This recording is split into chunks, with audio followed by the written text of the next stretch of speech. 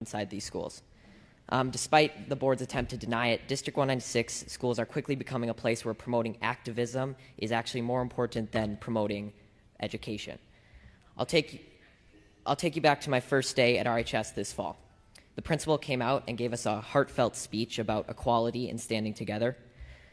He began to list countless races, such as Latino, Asian, expressing how much they matter and how important they are. But never once did he mention a race or identity that reflects me, or half the kids that were in the class. Now, members of the board, I know you haven't been to school in a while, and I know none of you, or most of you, don't have any kids left in the school district. But you must admit how uncomfortable it will be to be characterized just by your skin color on the first day of school, and be thought that you were wrong just because of your skin color.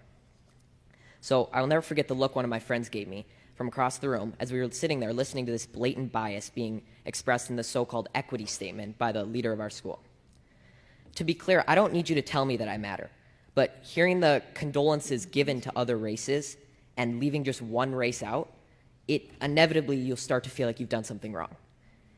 And in our principal's attempt to unify us, he instead created unwarranted boundaries and barriers between his students, pitting us against each other based on characteristics that we can't control. In another separate instance, I was told that writing "All Lives Matter" on the whiteboard was political and could be seen as offensive. When I questioned the teacher after class, she told me that she didn't have an answer and she just had to erase it, and it was quickly erased.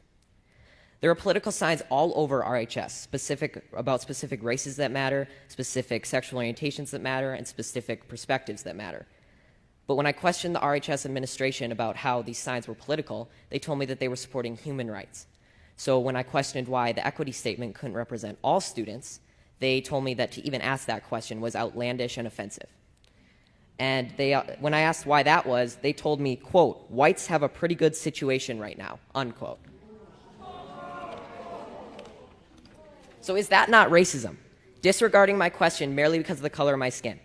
To be honest, after enduring a year of the people in charge telling me that I'm a racist and I'm privileged and pointing out our irreversible differences, I've never noticed race more. And it's becoming the first thing I notice when I meet someone, which has never before been the case. RHS administration confidently told me that RHS students and staff are happy with their equity statement. But from my experience in talking with other students, this is not the case. I know many kids who disagree with their teachers, but they're too scared to stand up because they're worried that their grades will be docked and their learning experience will be affected. My honors government teacher, I'm not going to say his name, but he's mentioned that Democrats care more about all people while Republicans only care about themselves. And he's also inferred to us that socialism is better than democracy. He even had a statue of a socialist leader in his classroom.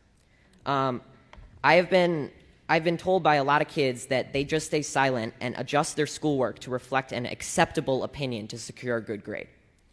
I've been approached by multiple teachers who have told me in private that they just want to say that they agree with me and they support me standing up, but they can't say it in front of the class for fear of being disciplined by the administration in some way or losing their jobs.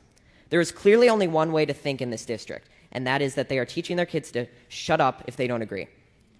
Now, members of the board, I want you to take a good look at yourselves in the mirror tonight and ask, are you really standing up for the equality of all people, or are you just pushing a damaging political ideology on our students?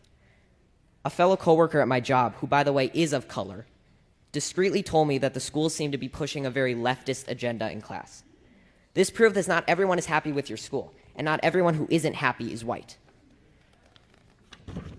Now, due to all these instances I've mentioned and many more that I can't fit in this 5-minute speech, I've decided to leave this district and continue school on a private Christian school online.